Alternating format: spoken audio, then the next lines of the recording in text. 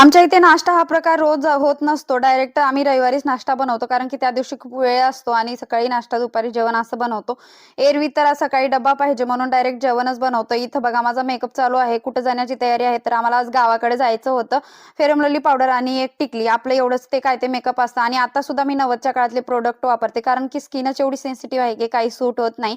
आणि हेच आपलं मस्त बेस्ट प्रोडक्ट आहे आणि एवढा चेहरा चमकतो याच्यानेच. खूप भारी जुनं ते सोनं खरंच आहे.